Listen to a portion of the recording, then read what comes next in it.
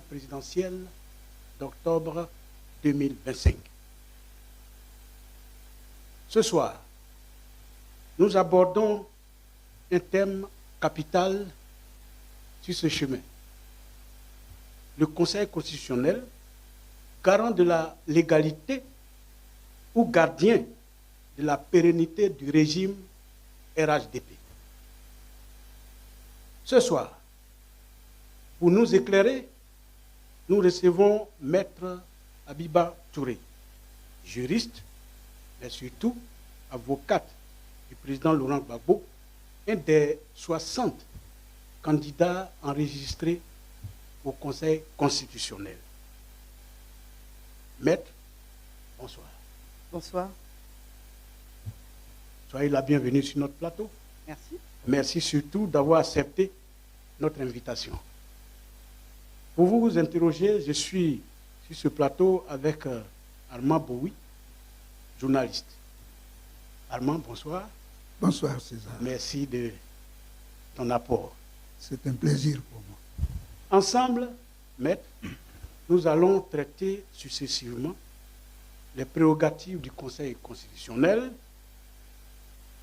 le cas Laurent Gbagbo et les perspectives. Nous allons tout de suite aller dans le vif du sujet sans transition aucune. Quelles sont les prérogatives du Conseil constitutionnel? Mais avant ça, nous allons écouter la présidente du Conseil constitutionnel, Mme Chantal Nanaba Camara, qui prête ici serment.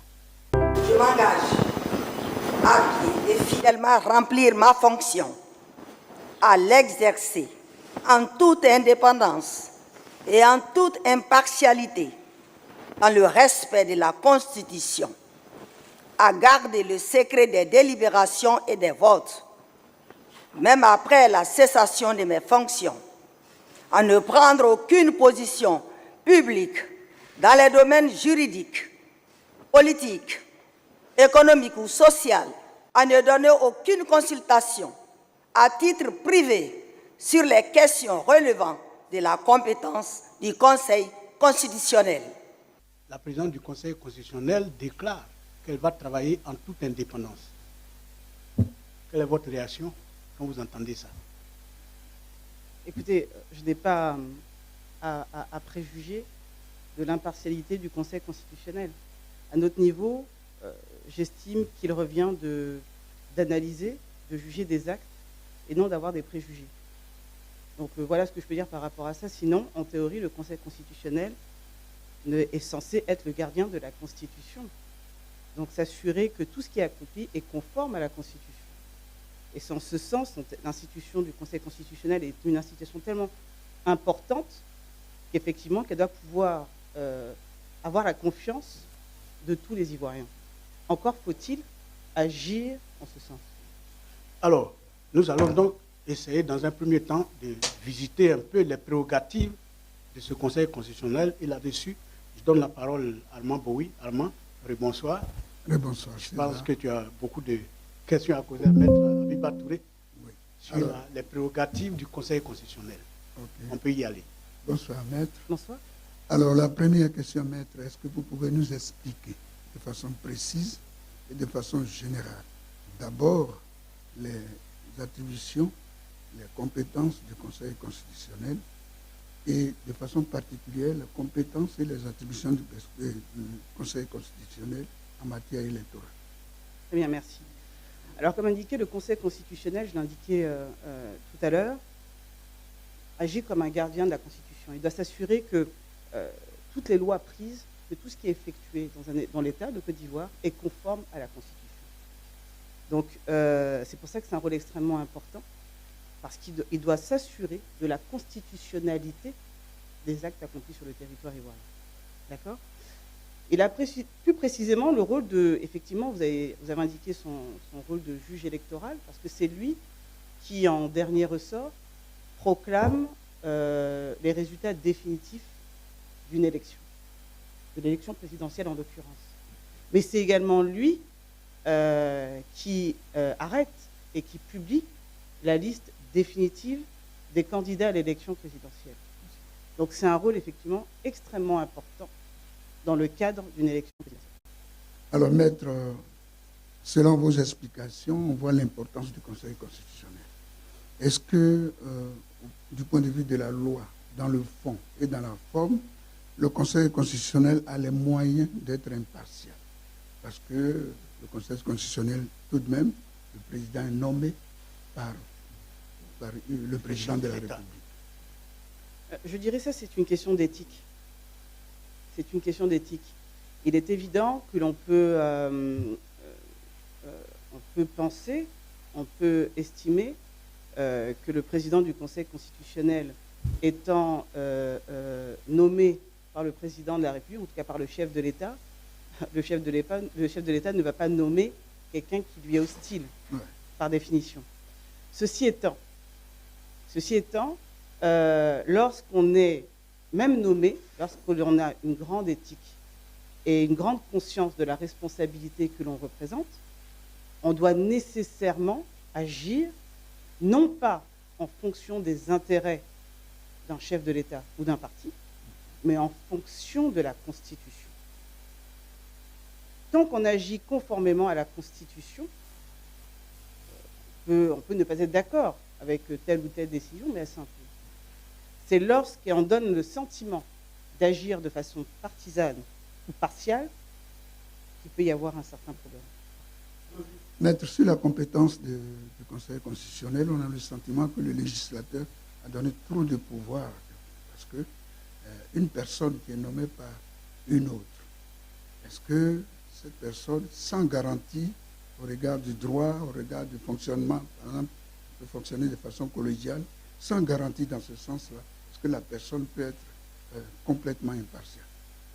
Alors, deux choses. Ce n'est pas le législateur qui a donné des pouvoirs au Conseil constitutionnel, c'est le peuple de Côte d'Ivoire. Il ne faut pas oublier que la Constitution est censée être l'émanation de la volonté du peuple. Et ce n'est pas pour rien que la Constitution est votée par référendum. C'est le peuple qui dit oui ou non, qui accepte ou non, qui valide ou non un projet constitutionnel qui devient sa constitution, qui devient sa loi fondamentale. Encore une fois, nous sommes tous des êtres humains. Nous avons tous des préférences, nous avons tous une pensée, nous avons tous des convictions. Ce n'est pas un problème en soi. Tant que cette idéologie, ou en tout cas ce que l'on peut penser à titre personnel, n'influe pas, n'impacte pas, ne contrevient pas à la Constitution. Donc, je ne ferai pas le procès au Conseil constitutionnel et à sa présidente parce que nommé par le chef de l'État actuel, de ne pas pouvoir se porter garant, gardien, protecteur et assurer le respect de la Constitution. Je ne peux pas préjuger, d'accord? Et puis, nous avons ici en Côte d'Ivoire des éminents juristes, très bien formés, donc ce n'est pas une question de formation, ce n'est pas une question de compétence, c'est une question d'éthique.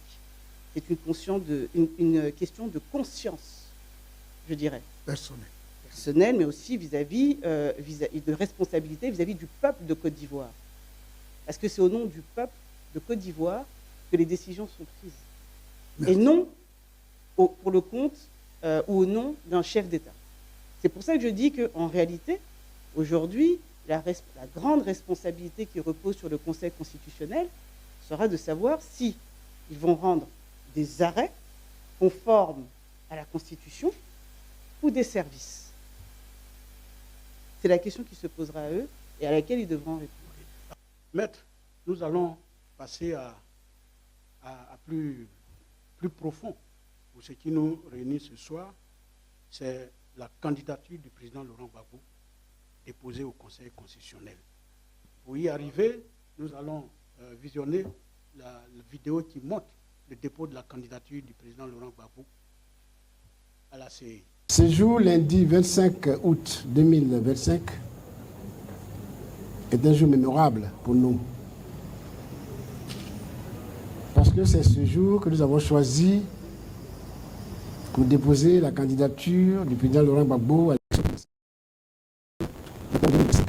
Nous souhaitons beaucoup de courage, nous souhaitons une bonne chance, que puisse gagner les élections le 17 octobre 2017. Je vous remercie. Quand vous avez vu Quel est le sentiment que vous avez eu personnellement, avocate du président Laurent Gbagbo? D'un devoir accompli, puisque c'était une charge quand même importante qui était confiée au comité national de collecte des parrainages. Le président a bien vu désigner. Donc le fait d'avoir pu mener cette mission à bien et donc de déposer le dossier de candidature, c'était, il y avait forcément une certaine fierté, un soulagement, et puis ça nous permettait de débuter une seconde étape dans ce processus électoral. Clairement, est-ce que vous dites encore ce soir que le président Gbagbo a réuni effectivement les parrainages dans les 17 régions? Je pense que ça, c'était, le dépôt a été public. On a quand même, le président a réuni quand même le parrainage de 27 régions. Donc ça fait quand même un certain nombre de parrainages de déposés, ce qui n'est pas rien. Donc oui, l'intégralité des pièces demandées a été déposée, ainsi que la condition qui nous a été demandée par la CEI, à savoir de réunir 1% de l'électorat dans chacune des régions, au moins 17 régions, et nous avons été jusqu'à 27 régions. Donc oui, c'est insuffisant. Donc, peut-être, on a pensé que l'occasion du dépôt de la candidature du président Laurent Gbagbo avait été l'occasion de faire de mobilisation que vous bâtit un peu un comité. Je ne suis pas du tout d'accord avec vous. Premièrement, je pense que le dépôt d'un dossier de candidature est un acte banal. C'est un acte banal. On a déposé le dossier. C'est vrai que ça nécessitait beaucoup de travail, parce que ce qui était demandé était quand même énorme en termes de quantité de travail, mais c'est un acte banal. Et puis, le président n'est pas dans la logique de mettre la charrue avant les bœufs. La bataille n'est pas terminée. Ce n'est pas la fête, alors qu'on fait un milieu du match. Vous voyez, on attend de le gagner. C'est quand même mieux. Donc non, c'est, je veux dire, c'était une étape qu'on devait franchir, qu'on a franchie. Il y a d'autres étapes qui sont devant nous. Mais le président ne voulait pas donner, donner l'importance que ça devait avoir, à savoir un acte banal, un acte administratif qui devait être accompli, que nous avons accompli. Et seulement, il tenait, et j'en profite pour le dire devant vous, à féliciter et à remercier tous les collecteurs régionaux qui ont vraiment travaillé d'arrache-pied en vue de réunir le parrainage requis. Et ça a été fait. Alors, monsieur, on connaît la balle à la candidature du président Laurent Gbagbo, la candidature est déposée, mais le président n'a toujours pas son nom sur la liste électorale. Quel est le problème? Mais je dirais, quel est le problème? Je vous repose la question, quel est le problème? Pourquoi ça impacte aujourd'hui la candidature du président d'être sur une liste électorale? Pourquoi est-ce que vous avez vu dans la Constitution qu'il fallait être sur une liste électorale pour être candidat? Maintenant, il n'y a pas de problème. Oui. Le fait qu'il ne soit pas sur une liste électorale, je dirais que aujourd'hui, ça devient le problème de l'État de Côte d'Ivoire. Que dit la Constitution dans ce domaine-là? Exactement, pour être candidat, il faut quoi? Les conditions pour être candidat à l'élection présidentielle sont fixées par l'article 55 de la Constitution, qui dit que pour être candidat à l'élection présidentielle, il faut être exclusivement ivoirien. Il faut être âgé d'au moins 35 ans. Il faut jouir de ses droits civils et politiques. Et il faut être né de père ou de mère ivoirien d'origine. Voilà, ce sont les seules conditions fixées par l'article 55. Et l'intégralité de ces conditions sont réellement remplies par le président. Donc, quel est le problème? Donc, maître, ce que nous voulons savoir, c'est déjà pourquoi le président Laurent Gbagbo a été radié de la liste. C'est ça. À partir de quel motif? Quel est le problème pour que le président Laurent Gbagbo soit déjà radié de la liste? Le président Laurent Gbagbo, la question est plus intéressante et nous amène vraiment à remonter un peu, et je ne veux pas être trop compliqué. Mais en réalité, qu'est-ce qui se passe? Le président Laurent Gbagbo, vous savez, il a été détenu pratiquement 10 ans. Moins de 10 ans à la CPI, il a été maintenu en dehors, contraint d'être en dehors du pays pendant pratiquement 10 ans. Alors, ce qui se passe, c'est que lorsque les autorités ivoiriennes l'ont transféré, parce que ce sont les autorités ivoiriennes qui l'ont remis à la CPI, elles devaient penser à ce moment-là que c'était un voyage sans retour. Elles ont dû penser cela vraiment très fort. Sauf que le procès, en se déroulant progressivement devant la CPI, a démontré vraiment la vacuité du dossier d'accusation. Donc, à un moment donné, tout le monde voyait qu'on s'orientait vers un acquittement. Et comme par hasard, on a entendu via les médias que le président Laurent Gbagbo aurait été condamné pour un prétendu casse de la BCE. À la suite de cela, on apprend aussi, et ça c'était à la veille de l'élection présidentielle de 2020, comme par hasard, qu'il est radié de la liste électorale. Et cela étant la conséquence de la condamnation pour le prétendu braquage de la BCE. On ne peut pas aller trop vite en besoin.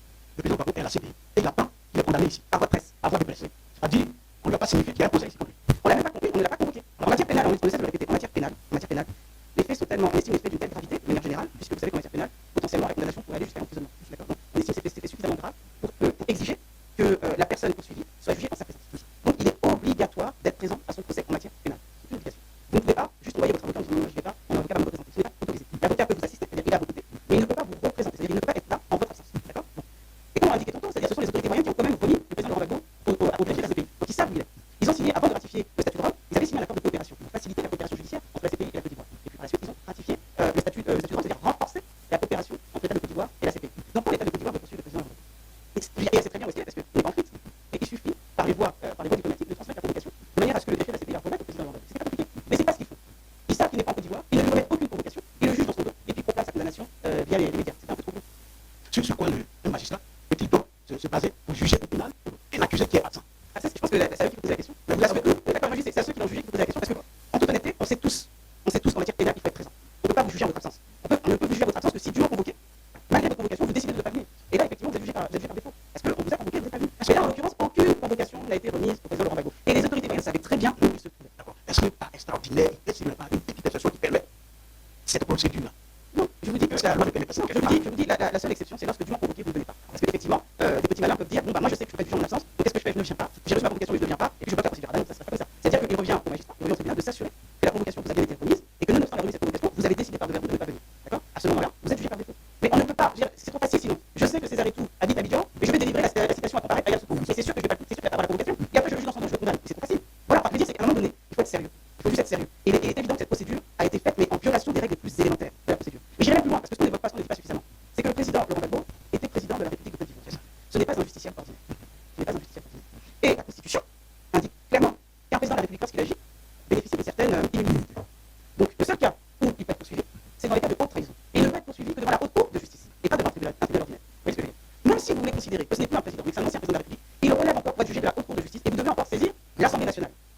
l'accusation de le poursuivre.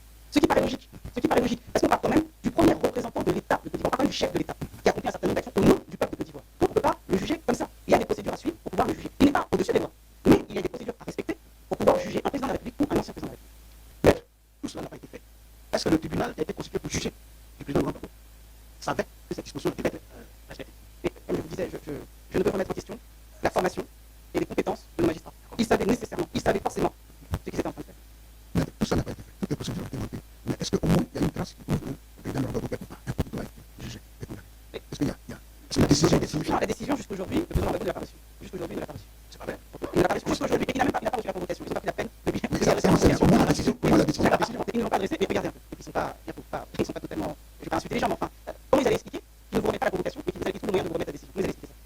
Vous comprenez? Je pense que de leur côté, c'était un peu gros. Je dis que je ne sais pas où tu es, mais pour te remettre maintenant la décision, je sais où tu es. C'est un peu gros. Donc je pense qu'ils sont restés quelque part logiques avec eux-mêmes. On ne remettra pas au président le jugement qui prétendument l'aurait condamné. Bon, est-ce que c'est légal de juger comme ça, injusticiable, de ne pas lui signifier la décision et d'appliquer les conséquences de cette décision à la personne? Est-ce que c'est légal? C'est ce que je dis. Depuis le début, rien n'a été fait conformément à la loi. Rien. La convocation n'a pas été remise. La procédure même suivie est irrégulière, puisque je rappelle qu'on parle d'un président de la République jugé pour des actes accomplis alors qu'il était président de la République. Jugé pour des actes accomplis alors qu'il était président de la République. D'accord? Donc ce n'est pas une procédure ordinaire qui est censée être en œuvre vis-à-vis d'un président de la République. Et cette procédure n'a pas été respectée. Donc il a été condamné, il apprend par voie de presse, rien ne lui est signifié, rien dans ce qui a été fait n'a été fait de façon régulière et conformément aux dispositions de la Constitution et des différentes lois qui devaient s'appliquer. Mais comment le président Laurent Gbagbo apprend que son nom n'est plus sur la liste? Il a été radié de la liste. Par voie de presse, c'est-à-dire c'est par les médias qu'il apprend que son nom a été radié de la liste. Ça n'a pas été notifié. Non, mais la CEI, en revanche, ne notifie pas la radiation. C'est-à-dire c'est que lorsqu'elle actualise la liste électorale, les gens constatent s'ils y sont encore ou s'ils y sont. Et c'est à ce moment-là que, via les médias, le président a appris qu'il avait été radié de la liste électorale. Alors, pardon, peut-être que toutes ces forfaitures dans la procédure, dans la constitution du tribunal qui doit juger, on peut être autorisé par la gravité de la faute. On nous dit que c'est fait pour le partage de la BCAO. Est-ce que pour un tel délit, on peut s'autoriser à faire autant de forfaitures pour juger injusticiable? Déjà, je projette la qualification de braquage de la BCAO. Prétendu braquage de la BCAO. Déjà. Je dirais que quelle que soit la gravité de l'acte reproché à un individu ou à une personnalité, dans un état de droit, on respecte la procédure. Quelle que soit la gravité de l'acte qu'on a reproché, on respecte la procédure. Mais qu'est-ce qui est reproché au président Laurent Gbagbo? Il est reproché au président Laurent Gbagbo, après l'élection d'octobre 2010, il lui est reproché, alors qu'on essayait d'étouffer, d'asphyxier économiquement, financièrement la Côte d'Ivoire, d'avoir pris des décrets réquisitionnant des agences et des banques pour permettre aux Ivoiriens d'avoir accès à leurs comptes bancaires. Pour permettre aux Ivoiriens d'avoir accès à leurs comptes bancaires. Pour permettre aux fonctionnaires de toucher leur salaire. Et tous les membres du Conseil constitutionnel actuel qui vont se prononcer ont touché à ce moment-là leur salaire grâce à qui? Grâce au président Laurent Gbagbo et grâce au décret qu'il a fait. Si on doit pousser, supposons que, dans l'esprit tordu du pouvoir, qui estime qu'il s'agit d'un braquage, donc d'un vol, en droit, d'accord? Mais si le président Laurent Gbagbo et ses ministres étaient des braqueurs, entre guillemets, ça fait de tous les magistrats. Et également, des magistrats l'ayant jugé des receveurs, puisqu'ils ont touché leur salaire versé par l'État de Côte d'Ivoire, dirigé à l'époque par le président Laurent Gbagbo. C'est logique. Donc je projette la qualification, mais infamante, de braquage de la BCAO. Il n'y a pas eu de braquage de la BCAO. Il y a eu une responsabilité, c'est par responsabilité que le président Laurent Gbagbo a mis tout en œuvre pour permettre aux Ivoiriens mais d'avoir accès à leur compte bancaire. On nous apprend même que la BCAO doit être déclarée par écrit, noir sur blanc. Elle n'a jamais été déclarée. Elle ne s'est pas constituée partie civile.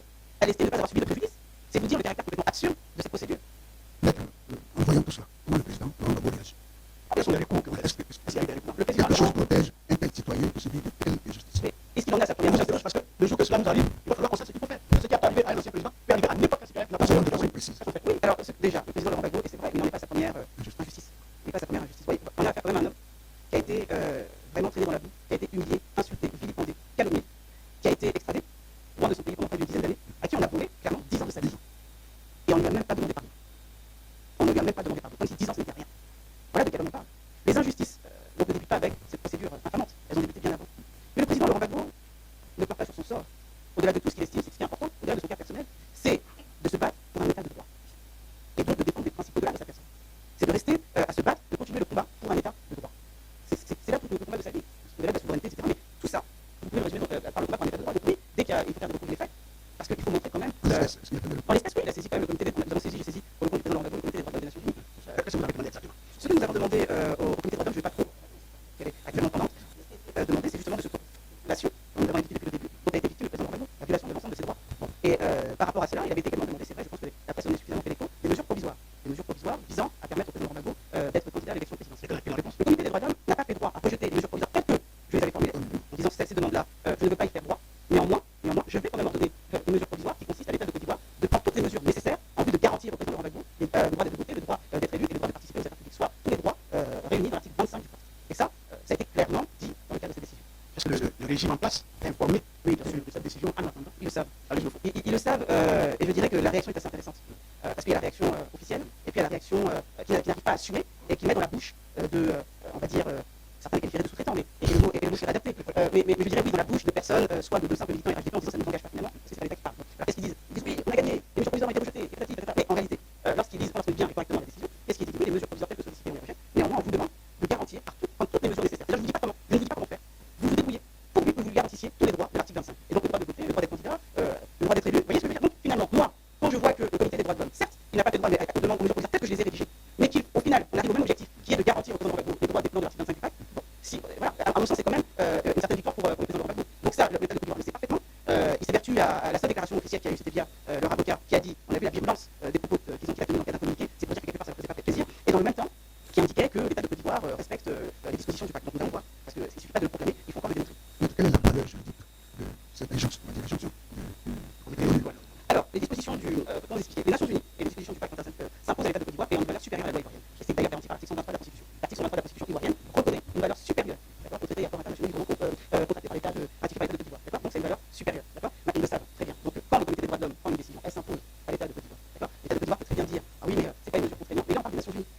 C'est pas dans le cas de la Cour africaine des droits de l'homme. On avait déjà aussi fait injonction à l'État de Samba et puis l'État n'a pas parlé. L'État a été plus loin, l'État a vraiment retiré sa déclaration de compétence au niveau de la Cour africaine des droits de l'homme. Il apporte finalement la Cour africaine des droits de l'homme. D'accord. On verra si l'État osera, comme ils avaient leur expression, on verra s'ils auront cœur pour claquer la porte des Nations Unies. Alors, au cas où, sans claquer la porte, ils ne font pas droit aux Nations Unies du monde, qu'est-ce qui peut se passer? D'abord pour le président Gbagbo, mais pour l'État de Côte d'Ivoire aussi. Vous savez, Est-ce que de ce point de vue, le Conseil constitutionnel est une voie de recours? non, la décision du comité des droits de l'homme s'impose au Conseil constitutionnel. Ce Conseil constitutionnel est une émanation de l'État. Ce sort de la décision s'impose au Conseil constitutionnel. Logiquement, le Conseil constitutionnel devrait appliquer sans réserve la décision du comité des droits de l'homme. Ils le savent. D'accord. Ça, c'est ce qu'il devrait faire. Donc voilà, c'est que ça, c'est ce qu'on attend de voir. On attend de voir si l'État de Côte d'Ivoire va pouvoir honorer ses engagements internationaux et donc à la vie au nom consentir en respectant la décision du comité des droits de l'homme qui va être notifiée. Alors, comme nous parlons du Conseil constitutionnel, on va continuer sur ce chemin-là. Est-ce que nous venons de démontrer que durant toute la procédure, il n'y a eu que des injustices contre le président Gbagbo? Est-ce que le Conseil constitutionnel est habilité à vouloir regarder un peu de plus près ce qui s'est passé pour que le président Gbagbo soit expert de la liste électorale? C'est dans ces travaux. Si vous voulez, comme je vous l'indiquais, c'est même pas ce qui est demandé au Conseil constitutionnel. Le Conseil constitutionnel, d'accord, doit s'assurer, on attend du Conseil constitutionnel deux choses. D'accord. C'est un, respecter la décision du comité des droits de l'homme qui s'impose à l'État de Côte d'Ivoire et donc s'impose au Conseil constitutionnel. Deux, de prendre une décision conformément aux dispositions constitutionnelles. Et je vous répète, quand vous lisez l'article 55 de la Constitution, il est très clair, l'article 55 de la Constitution qui pose les conditions pour être candidat à l'élection présidentielle. Vous n'avez pas dans ça le fait qu'il faille être présent sur une liste électorale. Donc on n'a pas à rajouter une condition non prévue par la Constitution. Et je soutiens que le code électoral est une loi organique qui vient préciser la Constitution. Est-ce que cette proposition Non, le code électoral est pas une loi organique, le code électoral est une ordonnance. La loi organique, c'est la loi qui a créé la CEI. C'est ça la loi organique. La loi organique, c'est la loi de 2001 d'ailleurs, qui a créé la CEI. Mais le code électoral n'est pas une loi organique, c'est une ordonnance. C'est une ordonnance prise par le chef de l'État Ouattara en 2020.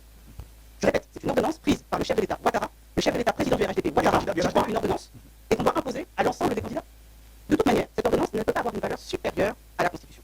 Et je répète, c'est la Constitution, et uniquement la Constitution, et exclusivement la Constitution, qui fixe les conditions pour être candidat à l'élection présidentielle. Il y a un exemple que je dis souvent, vous pouvez avoir 18 ans et être sur la liste électorale.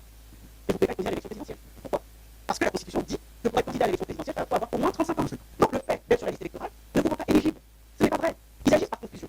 Tantôt ils parlent du code électoral, tantôt ils parlent de la Constitution, ça les arrange. Mais la Constitution est claire. Et je les mets au défi, est-ce que je les mets au défi de nous sortir une seule disposition de la Constitution qui dit qu'il faut être sur une liste électorale.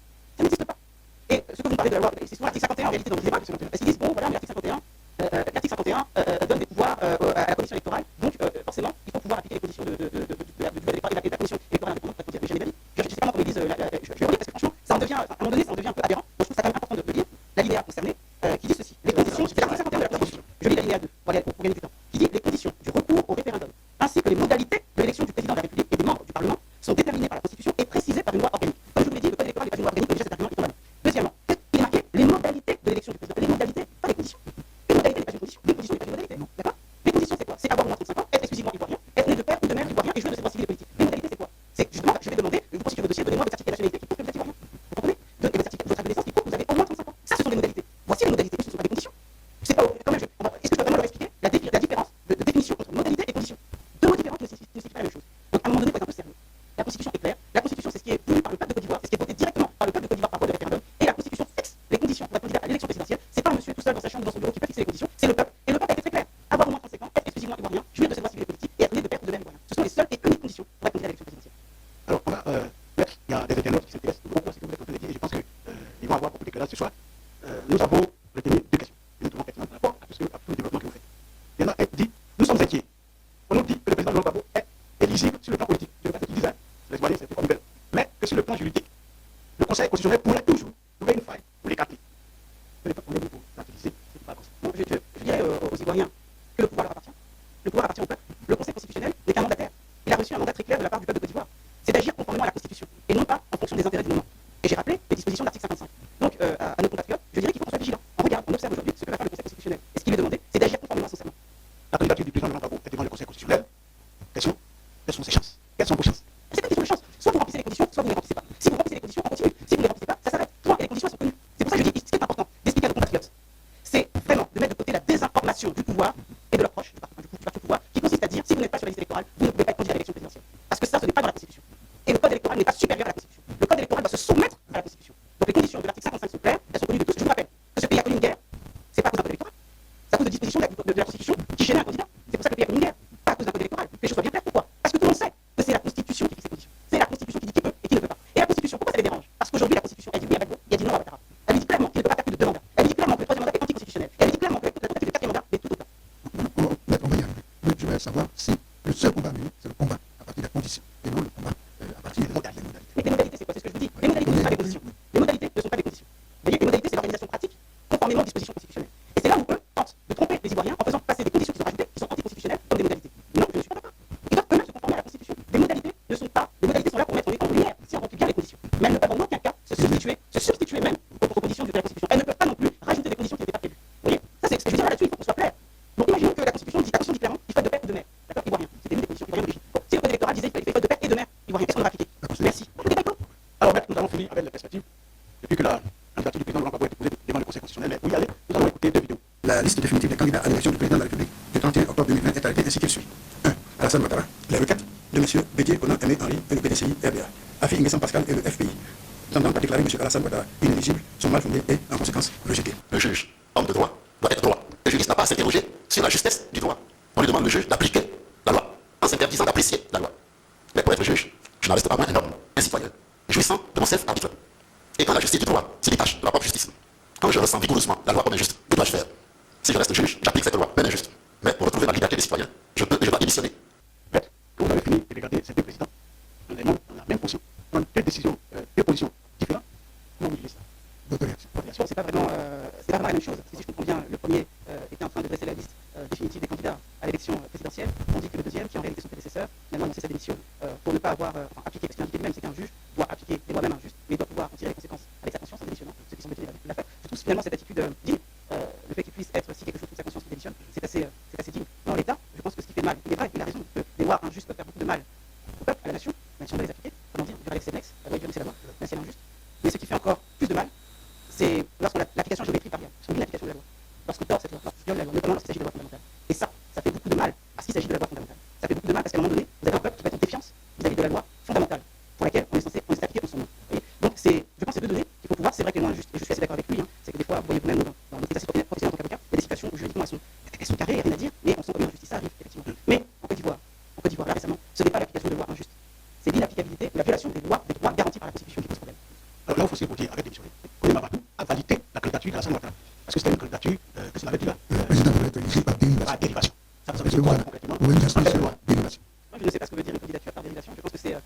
Il aurait probablement dit qu'il fallait poser la question. Ce que je sais, c'est qu'une candidature doit être faite conformément à la Constitution.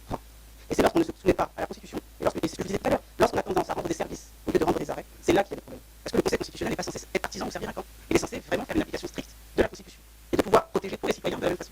Maître, le président Laurent Gbagbo, en même temps qu'il demande à être reconnu comme candidat légal, parce qu'il est au regard de la Constitution, il demande également que le 4e mandat que le président Alassane Ouattara veut s'offrir soit annulé. Et il demande en plus que la CEI soit réformée. Est-ce que c'est pas trop de choses à réformer? Mais on ne cessera jamais assez de réclamer l'état de droit. On ne doit jamais se censurer lorsque ce qu'on demande est pour un état de droit. Ce n'est jamais assez, ce n'est jamais trop, ce n'est jamais assez. Donc non, ce qui dit le président, il ne demande pas l'annulation, il dit une chose très claire, il est inéligible à un 4e mandat. Il est inéligible comme il était pour le 3e mandat. Et qu'à un moment donné, il faut commencer à respecter les textes que l'on se fixe. Si on veut, si ça nous pose problème de mettre une limitation de mandat, et puis écoutez, dans ces cas-là, il faut demander au peuple ce qu'il en pense. Mais quand on a une limitation de mandat, il faut respecter la limitation de mandat voulue par le peuple. Et c'est ça que défend le président Laurent Gbagbo. Mais je voulais, avec votre permission, parce qu'on a quand même pas mal parlé du Conseil constitutionnel, et je voulais attirer votre attention sur quelque chose qui est passé un peu inaperçu. Je dis, et je répète, le Conseil constitutionnel doit être le garant de la Constitution. Il doit agir conformément à la Constitution. Et il doit faire en sorte que tout le monde agisse conformément à la Constitution. Alors il est important que je vous dise l'article 127 de la Constitution. Parce que l'article 127 dit ceci. Je ne vais pas être trop long, je vais juste venir parce qu'il évoque le cas de l'éligibilité des candidats à l'élection présidentielle. Et il dit ceci. Le Conseil constitutionnel statue sur l'éligibilité des candidats à l'élection présidentielle.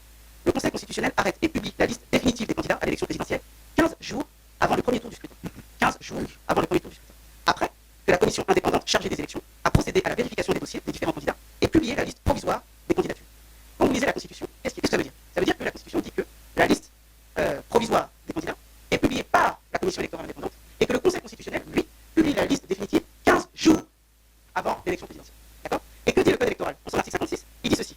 Des réceptions des candidatures, celles-ci sont publiées par le Conseil constitutionnel. Les candidats ou les partis politiques légalement investis éventuellement adressent au Conseil constitutionnel leur réclamation ou observation dans les 72 heures suivant la publication des candidatures. Le Conseil constitutionnel procède au contrôle de l'éligibilité des candidats et à la vérification des parrainages des électeurs conformément aux dispositions du Code électoral. À cet effet, le Conseil constitutionnel met en place un dispositif de vérification des parrainages. Les modalités de fonctionnement de ce dispositif sont fixées par le Conseil constitutionnel et enfin le Conseil constitutionnel établit la liste des candidats après vérification de leur éligibilité et arrête et publie la liste définitive des candidats 45 jours avant le premier tour du scrutin. 45 jours avant le premier tour du scrutin.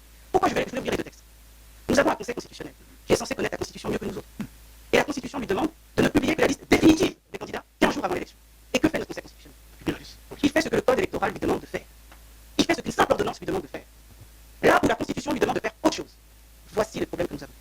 Voilà ce que nous dénonçons depuis le début. Voilà pourquoi on dit qu'il faut impérativement respecter la Constitution. Et voilà pourquoi on regarde le Conseil constitutionnel. On l'a observé, on l'a vu. Jusqu'à présent, on n'a rien dit. Mais on a constaté déjà qu'il n'a pas respecté la Constitution. Qu'il a respecté le Code électoral qui n'est qu'une ordonnance. Nous allons terminer cette émission avec une question d'un internaute. C'est par rapport à ce que vous venez de dire. L'internaute dit, le Conseil constitutionnel peut-il réellement valider la candidature de Laurent Gbagbo alors que le RHDP s'est arrangé pour l'enlever de la liste électorale depuis 2020? Oui, et je vais réitérer à cet internaute ce que je disais. Le Conseil constitutionnel, s'il applique la Constitution, ce pourquoi tous les membres du Conseil constitutionnel ont prêté serment, s'il applique la Constitution, il n'y a même pas de débat. Il valide la candidature du président Laurent Gbagbo. D'accord? Mais maintenant, s'il veut rendre des services, et s'il préfère regarder ça au lieu de regarder ça, là nous aurons un problème. Mesdames et messieurs, nous avons bénéficié des éclairages de Maître Abiba Touré, avocate, conseil du président Laurent Gbagbo, qui nous a appelés ce soir. Maître à situation exceptionnelle, invité exceptionnel. Nous, sur ce plateau, Armand Boué et moi, sommes très heureux de vous avoir eu. Merci à tout le monde, merci beaucoup et à la prochaine.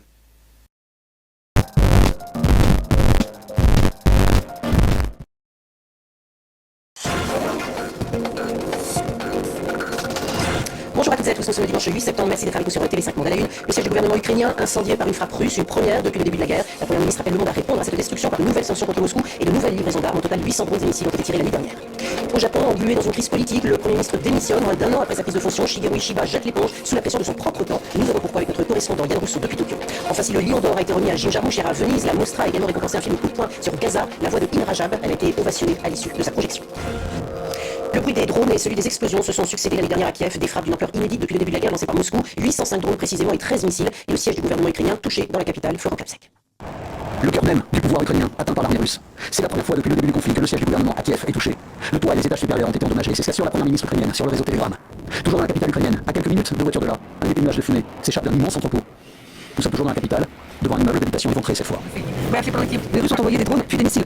C'est malheureusement devenu inutile. Je dormais quand les explosions commençaient à 3h du matin. Au début, il n'y avait pas beaucoup de monde dans l'abri, mais quand les explosions commençaient, les voisins se sont précipités dedans. Sur place, au milieu des débris, le maire de la ville constate les dégâts. L'ancien champion du monde de boxe poids lourd, le héros de la révolution de Maïdan, semble ici désovré. Oui, encore une attaque. Les deux quartiers de Tarnitsky et Sviatoshinsky ont été les plus touchés. Dans cet immeuble, une fillette d'un an fait partie des victimes. C'est la plus grande attaque aérienne depuis le début du conflit sur le sol ukrainien. L'armée de l'air ukrainienne affirme avoir neutralisé ces dernières 24 heures 747 drones et 4 missiles. Les frappes russes ont été signalées dans plusieurs autres régions, comme ici à Odessa, ou encore à Dnipropetrovsk, Zaporizhzhia et dans la zone frontalière de Soumy. La paix n'a jamais été aussi éloignée des préoccupations de Moscou. Ce matin, donc, on vient de voir des flammes et des volutes de fumée s'élever du siège du gouvernement, une attaque ennemie touchant le corps même du pouvoir ukrainien. C'est du jamais vu, comme nous le confirme Maureen Mercier, notre correspondante sur place. Oui, c'est le cas, les étages supérieurs du bâtiment qui ont été endommagés par l'attaque. L'attaque a été menée de nuit au moment où le bâtiment n'est pas occupé, parce que c'est le symbole qui compte ici. Le message de Vladimir Poutine est très clair, d'ailleurs il le martèle pour lui. Zelensky n'est pas un interlocuteur, pareil pour le gouvernement qui va avec. Ce que veut la Russie, c'est mettre ici au pouvoir en Ukraine un pouvoir qui travaille pour les intérêts russes. 810 drones kamikazes et 13 missiles, la nuit a été très pénible pour les habitants ici. Une fois de plus, c'est la plus importante attaque de drones russes recensée depuis le début de la guerre selon les autorités. Depuis cet été, les attaques russes se font de plus en plus dures, violentes. Il y a comme ces parallèles qui décidément ne se croisent pas, elles s'éloignent même. La diplomatie et puis la réalité du terrain, l'heure n'est pas du tout à la négociation. Vladimir Poutine n'est pas prêt à lâcher quoi que ce soit pour le moment. L'heure est plutôt à une intensification de la guerre, c'est ce qu'on constate encore aujourd'hui même. Au Proche-Orient, Israël annonce avoir été visé par 2 projectiles lancés depuis la bande de Gaza. Les sirènes d'alerte ont retenti ce matin dans la région de Netinvot, dans le sud du pays, situé à une dizaine de kilomètres seulement du territoire palestinien. Un tir sur cette ville de quelques 50 000 habitants n'était plus survenu depuis plusieurs mois. Israël dit également avoir intercepté 3 drones lancés depuis le Yémen.